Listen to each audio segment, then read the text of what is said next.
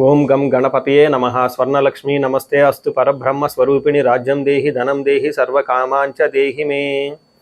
12 రాసుల వారికి లక్ష్మి స్వర్ణలక్ష్మి అమ్మవారి యొక్క కృపా కటాక్షం వలన ప్రతి ఒక్కళ్ళకి ఆత్మజ్ఞానం కలిగి ఉండాలి. తద్వారా ప్రతి నిమిషం ప్రతి సందర్భంలోనూ సంతోషంగా ఉత్సాహంగా ఉండే విధంగా అమ్మవారికి అందరినీ ఆశీర్వదించాలని, అంతేకాకుండా రాజ్యం దేహి మన అందరికీ మంచి పదవి, ఉన్నతమైన స్థితి, ఒక అధికారం, దర్పం అన్ని కలిగించాలని, దానితో పాటు స్వర్ణలక్ష్మి అమ్మవారు ప్రతి ఒక్కరికి ధన ప్రవాహాన్ని కలిగించాలని, ఫైనల్గా సర్వకామాంచ దేహిమే మనం అనుకున్న ప్రతి కోరిక కూడాను ఇమ్మీడియట్గా తక్షణమే అమ్మవారు మనకి నెరవేర్చాలని చెప్పేసి అమ్మవారు ప్రార్థన చేస్తూ, గణపతిని కూడా మనం చేసే ప్రతి దానిలోని మనకి బుద్ధి సిద్ధి, చక్కటి విజయాన్ని, ఒక మంచి వివేకాన్ని కలిగించాలని, సత్ డెసిషన్స్ మంచి నిర్ణయాలు తీసుకునే విధంగా మనకి గణపతి మనకు కృప ఉండాలని చెప్పేసి ప్రార్థన చేస్తూ, మనం ఈరోజు టాపిక్ చూసుకుంటే సూర్యుడు వృషభ రాశి నుంచి మిథున రాశిలోకి మారుతూ ఉన్నారు. దీనిని మనకి మిథున సంక్రమణ అంటారు. అంటే ఇది 12 రోజులు ఉంటుంది ఈ సంక్రమణ. మనకి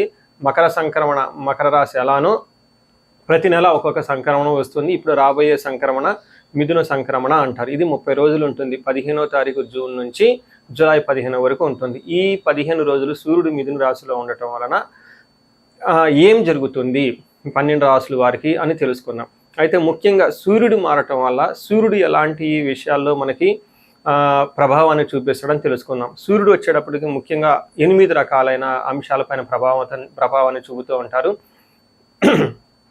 ఒకటి అందరూ బాగా గుర్తుపెట్టుకోవాల్సింది ఏంటంటే సూర్యుడు ఆత్మకారక అంటారు. అంటే మనకి సెల్ఫ్ కాన్ఫిడెన్స్, మనకు కావాలన్న స్ట్రెంగ్త్, సోల్, ఆత్మబలం ఉండాలి, కానీ సూర్యుడు చక్కగా ఉండాలి. కాబట్టి సూర్యుడు ఆత్మకారకుడు. అలానే రాజ్యకారకుడు, ఒక పదవి రావాలన్నా, గవర్నమెంట్ అథారిటీ, అడ్మినిస్ట్రేషన్ పవర్, వీటన్నీ రావాలన్నా కానీ సూర్యుడు మనకి స్ట్రాంగ్గా ఉండాలి. అలానే పితృకారకుడు, father related elders, mentors, boss, వీళ్ళందరినీ కూడా మనకి సూర్యుడే రిప్రజెంటేషన్ చేస్తూ ఉంటారు. యశస్సు, కీర్తి ప్రతిష్టలు, గుర్తింపు, కొంతమందికి గుర్తింపు ఉంటుంది ఏ పని చేసినా, కొంతమందికి ఏ పని చేసినా గుర్తింపు అనేది ఉండదు. ఈ గుర్తింపు లేకపోవడం కూడా కారణం కూడా సూర్యుడు వాళ్ళ జాతకంలో సరిగ్గా లేకపోవడం అని గమనించుకోవాలి.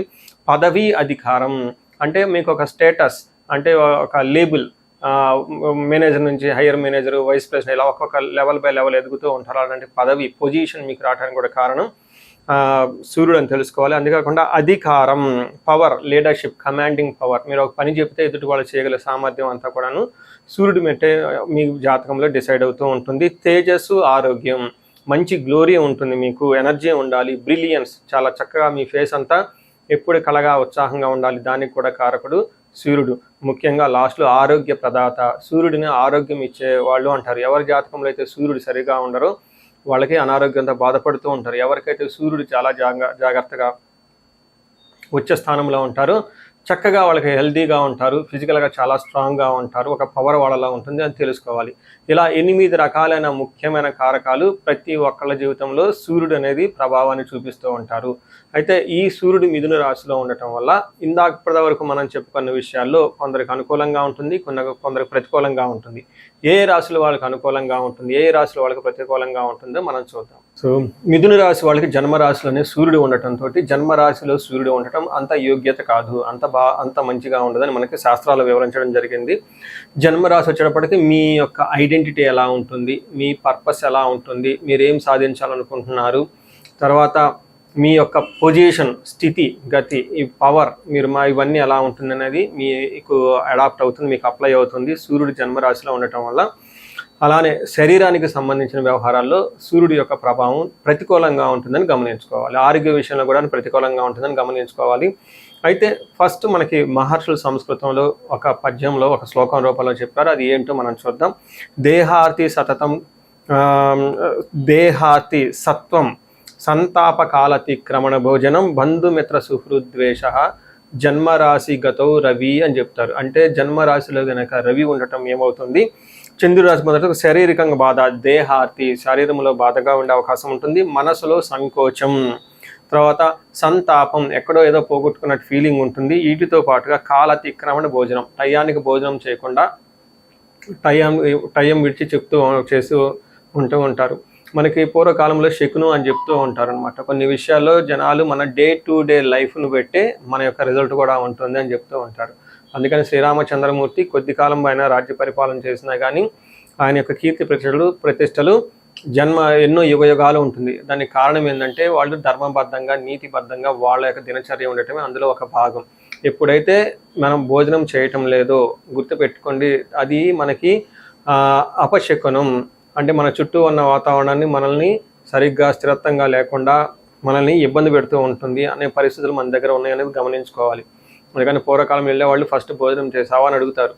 ఎందుకనంటే భోజనం 3 పూటలు చేసి చక్కగా హ్యాపీగా ఉండటం అనేదే సగం ఐశ్వర్యంతో సమానం, ఆత్మారామం అని చెప్పేసి అంటూ ఉంటారు. చూడండి, సూర్యుడు సరిగా లేకపోతే, సరిగ్గా అనుకూలించకపోతే కాలతిక్రమణ భోజనం, టయానికి భోజనం చేయకుండా ఉంటూ ఉంటారు. ఎప్పుడైతే టయానికి భోజనం చేయకుండా ఉంటారో ఆత్మారాముడు ఇబ్బంది పడుతూ ఉంటారు. మీలో ఉన్న ప్రాణశక్తి లెవెల్ తక్కువగా ఉంటాయి, తద్వారా ఎనర్జీ తక్కువగా ఉంటుంది. ఎప్పుడైతే ఎనర్జీ లెవెల్ తక్కువగా ఉంటుందో మీకు అష్టలక్ష్మి కృప కూడా చాలా తక్కువగా ఉంటుందని గమనించుకోవాలి. అంతేకాకుండా బంధుమిత్ర సుహృద్వేష, అంటే బంధువులతో గొడవ పడుతూ ఉంటారు, ఫ్రెండ్స్తో కూడా గొడవ పడుతూ ఉంటారు. ఇవన్నీ సూర్యుడి ఫస్ట్ జన్మరాశిలో ఉండటం వల్ల జరిగే పరిణామాలను మీరు గమనించుకోవాలి. మనకి ఇంకొకటి కూడా చెప్తూ ఉంటారు, ఈవెన్ మోడర్న్ సైన్స్ కూడా అదే చెప్తూ ఉంటుంది. సూర్యుడు ఏ జన్మరాశిలో ఉంటారో వాళ్ళకి హార్ట్ అటాక్స్ ఎక్కువగా వస్తూ ఉంటుంది.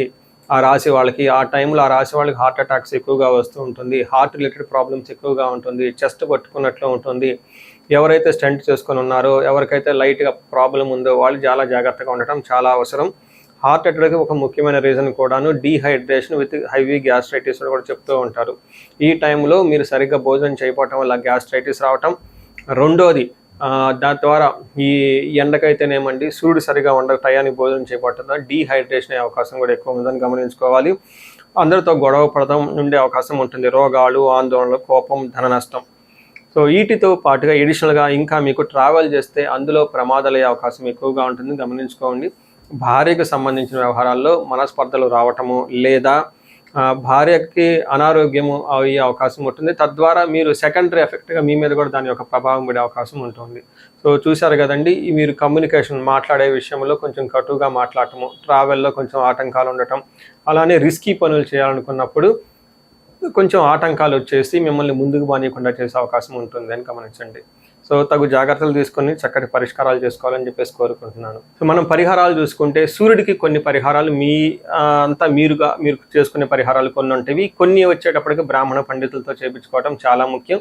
కొన్ని క్షేత్ర దర్శనాలు కూడా చేసుకోవడం చాలా చాలా ఇంపార్టెంట్. ముందు ముఖ్యంగా మీవంతా సెల్ఫ్ రెమెడీస్ అంటారు, మీరంతా స్వయంగా చేసుకునే పరిహారాలు కొన్ని ఉంటాయి. అందులో ముఖ్యంగా చూసుకుంటే సూర్య నమస్కారాలు చేయడం చాలా ఇంపార్టెంట్. సూర్య అష్టకం చదవటము లేదా ఆదిత్య హృదయ స్తోత్రం చదవటం కూడా చాలా ఇంపార్టెంట్. ఎప్పుడైతే ఆదిత్య హృదయ స్తోత్రము, హనుమాన్ కార్యసిద్ధి మంత్ర రెండు కలిపి చదువుకోగలిగితే ఇంకా చాలా మంచి రిజల్ట్ ఉంటుంది. సో ఇక్కడ ఆదిత్య హృదయ స్తోత్రంతో పాటు హనుమాన్ చాలీసా కానీ హనుమాన్ కార్యసిద్ధి మంత్రం కానీ చదువుకుంటే ఇంకా చక్కటి మంచి రిజల్ట్ వస్తుంది. సో ఇవన్నీ మీరు చేసుకునే మీ వరకు మీరు చేసుకోవచ్చు. ఇంకా టెంపుల్స్కి వెళ్ళేసి అక్కడ నవగ్రహాల చుట్టూ తిరిగి గోధుమలు కనుక దానం చేయగలిగితే, సద్బ్రాహ్మణులకి సత్పురుషులకి చేయగలిగితే ఇంకా మీకు చక్కటి మంచి రిజల్ట్ వస్తుందని గమనించుకోవాలి. సో అది మీ వరకు చేసుకోగలుగుతారు. మీ ద్వారా కాకుండా కొన్ని సమస్య తీవ్రంగా ఉంటే పండితుల్ని కలిసి లేదంటే మా ద్వారా అపాయింట్మెంట్ తీసుకొని జాతక చక్రం కూడా చూపించుకొని చేయించుకోవడం చాలా ఉత్తమం. ఇందులో ముఖ్యంగా సూర్యుడికి సంపూర్ణమైన శాంతులు చేయాల్సి ఉంటుంది. గ్రహ శాంతి అంటారు. ఈ గ్రహ శాంతిలో సూర్యుడికి జపాలు, దానాలు, తర్పణాలు, హోమాలు ఇవన్నీ చేస్తూ ఉండాలి. వీటితో పాటుగా ఇంకా మీ యొక్క ఇండివిజువల్ జాతకం చూపించుకోవడం చాలా చాలా ముఖ్యం. ఎవరికైతే మీ యొక్క ఇండివిజువల్ లైఫ్లో మీకు ఏజ్ 35 to 45 మధ్యలో ఉండి 40 years +or- ఉన్న వాళ్ళకి ఎక్కడైనా మీకు లైఫ్ స్టాగ్నేటెడ్ కనిపించింది, అప్పటిదాకా సక్సెస్ఫుల్ ట్రాక్ రికార్డు ఉండి ఇక్కడ ఎందుకో ఆగిపోయారు, గ్రోత్ లేదని మీకు అనిపిస్తే ఒక్కసారి కాల్ చేసి అపాయింట్మెంట్ తీసుకోండి, మీ జాతకం చెక్ చేసుకోండి. నేను 35 to 45 ఏజ్ గ్రూప్ రీసెర్చ్ గ్రూప్గా చేస్తూ ఉన్నాను. చాలామంది పీపుల్ మిడ్ లైఫ్ క్రైసిస్ అని చెప్పేసి ఇక్కడ ఆగిపోతూ ఉంటారు. చాలామందికి డైవర్స్లు అవుతూ ఉంటుంది, సడన్గా కెరీర్లో బ్రేక్ వస్తూ ఉంటుంది. సో ఈ మిడ్ లైఫ్ క్రైసిస్ని మన ఆస్ట్రాలజీ, వేదిక్ ఆస్ట్రాలజీ ఎలా డీల్ చేస్తుంది, దాంట్లో ఏమేమి ఉంటాయి అని చెప్పి తెలుసుకోవచ్చు. ముఖ్యంగా జ్యోతిష శాస్త్రం ప్రకారం గ్రహ శాంతులు అని ఉంటాయి, గ్రహ దోషాలు అని ఉంటుంది. మీ యొక్క దశలు తెలుసుకొని వీటిల్లో ఏదైనా ఒక గ్రహం దోషం ఉండటం అయితే మీరు స్టాగ్నెంటెడ్ అయిపోతారు. దాన్ని ఎలా బయటకు రావాలని పరిహారాలు తెలుసుకోవాలి. వీటితో పాటుగా మీకు ఏమైనా శాపాలు ఉంటే, పితృశాపం, కాలసర్ప దోషము, ఇలా మాతృశాపం, స్త్రీ శాపం, ఏమైనా యాక్టివ్గా శాపాలు ఉన్నాయా, ఈ శాపాలు ఉండటం వల్ల కూడాను మీరు లైఫ్లో గ్రోత్ లేకుండా ఆగిపోయే అవకాశం ఉంటుంది. సో ఎవరికైనా సరే ఎలాంటి ప్రాబ్లం ఉన్నా ధనానికి ఇబ్బంది పడిపోతూ ఉంటే స్వర్ణలక్ష్మి విశేష హోమం చేయించుకోండి. మీకు వీసా స్టాంపింగ్, H1B, లైక్ ఎక్కడన్నా ఏమంటారు ఉద్యోగంలో ఎక్కడన్నా బ్రేకులు వచ్చి ఆగిపోతూ ఉన్నా, లేదంటే ఫైనల్ రౌండ్ దాకా వచ్చి మధ్యలో ఎక్కడన్నా ఆగిపోయినా కానీ మీకు ఇలాంటి వాళ్ళకు కూడాను మన్యు పాశుపత అభిషేకము, రుద్రాభిషేకం చేయించుకోవడం చాలా చాలా ఇంపార్టెంట్. భార్యాభర్తల మధ్య గొడవలకు అన్యోన్య దాంపత్య పాశుపతం చేయించుకోవటం, ఎవరికైనా సర్పాలు, కాలసర్పదోషాలు, మహాకాలసర్పదోషాలు అంటే కాలసర్పదోష నివారణ పూజలు, పితృదోష నివారణ పూజలు మీ యొక్క జాతకం చూసుకొని ఇవన్నీ చేసుకోవటం వల్ల జీవితంలో 10 రెట్లు ఖచ్చితంగా వెళ్ళే అవకాశం ఎక్కువగా ఉంటుందని గమనించుకోవాలి. మీ అందరికీ అష్టైశ్వర్యాలు కలగాలని, భోగభాగ్యాలు కలగాలని చెప్పేసి కోరుకుంటున్నాను. నమస్తే.